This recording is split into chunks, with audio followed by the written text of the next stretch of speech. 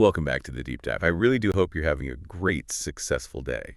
So for the last month, we've been pretty deep in the mechanics of digital cleanup. You know, the actual deleting, the updating, all Oh, that. the heavy lifting. Exactly.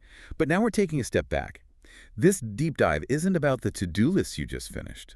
It's about mastering the principles of digital control we pulled from that whole process. And look, if there's one single idea, one mental model to take away, it's this. The real win from our December review was not what we deleted, but what we finally stopped ignoring. Okay, say more about that. The goal was never just a temporary cleanup. The real mission was to get situational awareness over our entire digital territory. I think that's the key, right? That reframe. There's Yeah. a difference between doing a painful chore once and actually building a sustainable system. But before systems, we have to talk about the enemy, which turns out to be us. It's internal, precisely. We found this foundational truth in the source material. Most digital failures, we're talking breaches, data loss, all of it, they don't start with some big external attack.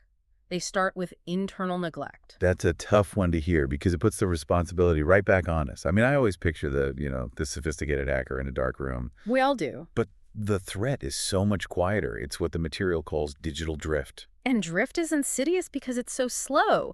It's that subtle buildup of old apps, forgotten extensions, permissions you granted years ago. It all creates these invisible vulnerabilities. You just don't notice it day to day. And along with that drift comes clutter. We think of old downloads or forgotten accounts as, I don't know, harmless digital trash. But it's not harmless at all, is it? It's the opposite of harmless. Clutter is camouflage for real risks. Every single abandoned folder with a tiny piece of personal info in it, that's an entry point. So it's not about the space it takes up. No, it's about the targets it creates. And when you add it all up, the old trial account, the shared doc from 3 years ago, they stack up. That's the invisible compounding of risk. Right, because none of those little things sets off an alarm. You might have 10 weak points, but since none of them break the system on their own, you assume you're fine. You assume you're fine because nothing's on fire yet. The system gives you no negative feedback until it's way too late. Okay, so here's where it gets really interesting, and I want you to think about this for a second. Can you picture one specific account you know you should close, or some old service you need to uninstall?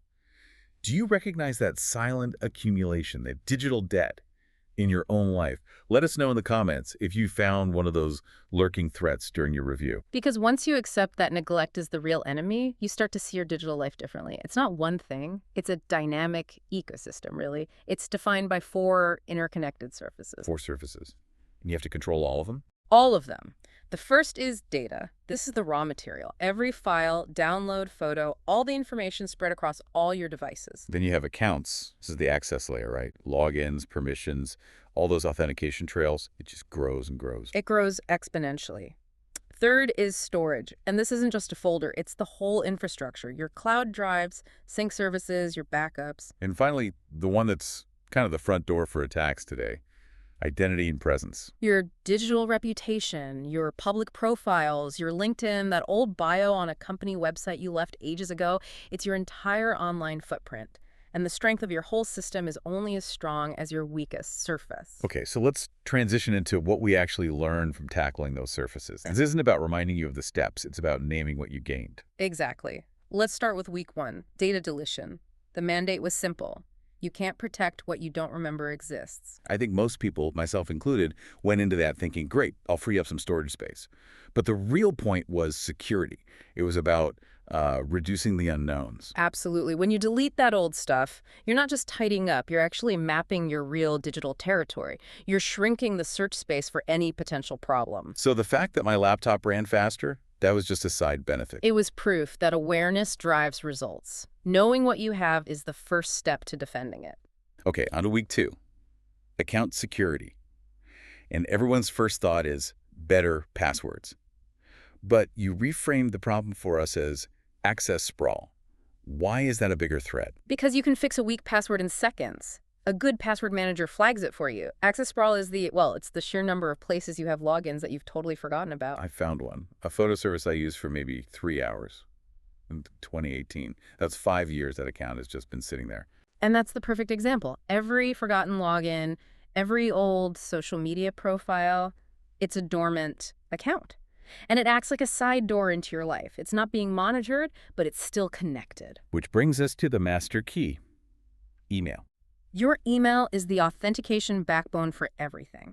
A single forgotten account gets compromised, and through password resets, it can cascade to your entire digital life, all through that one inbox. So we have to lock down that email. And that's where we talked about multi-factor authentication, or MFA. We all complain that it's friction and inconvenience. But the mental model we need is that MFA isn't friction, it's decoupling. Decoupling, I like that. It separates your identity, the password, from a physical thing you have, like your phone or a key. So one leak can't cause a total system failure. You're building in structural integrity, not just adding an annoyance. It turns a chore into a core security principle. Okay.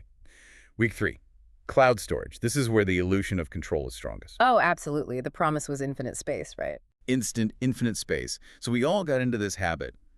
Dump it now, organize it later. And later it never happens. It never comes.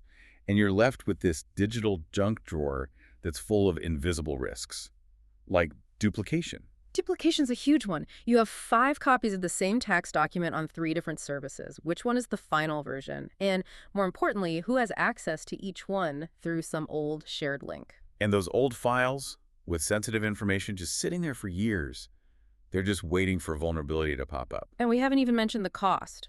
You've got the subscription creep paying for more and more space and all the security risks from third-party apps you linked 5 years ago and forgot about. Right. Okay. Finally, week 4, online presence. This one had a huge insight for me. Your digital identity is often your first authentication factor. That's the core principle. We learned that your brand isn't just marketing. It's the combination of your attack surface and your reputation. Meaning everything that's public about you, photos, old job titles, personal details, is what an attacker uses to impersonate you. Exactly. Social engineering doesn't start with code. It starts with reconnaissance. They scrape your profiles.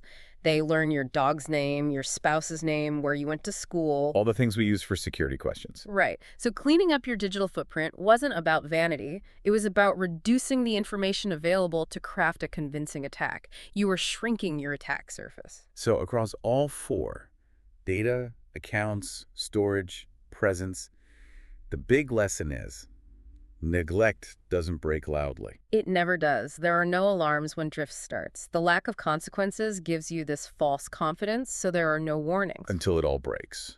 And then you're stuck with just recovery later, which takes so much more effort than prevention ever would have. And if you've done this work, you've achieved the highest game possible. You've moved beyond cleanup. You have situational awareness. You've gone from being reactive to proactive. Now, speaking of being proactive and building for the future, if you found this deep dive valuable and you want to make sure your system stays strong, we're launching a whole new framework next week. This is the next stage. It really is. So if you haven't yet, this is the perfect time to subscribe to the YouTube NCWEBDEV channel so you don't miss any of the new series coming out. You are not going to want to miss where we're going next. So let's just quickly name the 4 specific gains of that situational awareness. This is the real payoff. Okay, first, you know what exists. You have an inventory. No more flying blind. Second, you know what matters. You've separated the critical assets from the clutter, so you know where to focus your energy. Third, and this is a big one, you know what to close. All those dormant accounts, all those side doors, you've identified them. And finally, you know what to watch. You have a monitoring plan for your most important accounts. Your attention is now focused where it has the most impact. That clarity, that's control. And it's important to find what this whole process was not. It wasn't about panic or fear-mongering. And it was definitely not about recommending specific tools or products. We didn't tell you what to use. We focused on how to think about using any tool. Right. And it wasn't productivity theater either. You know, those pretty organization systems that look good but don't actually improve your security. What it was at its core was systems thinking.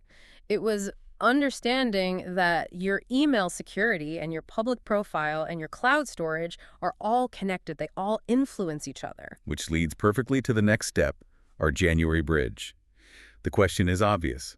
If neglect creates risk, what prevents it? And that is where we are going. The reframe is complete.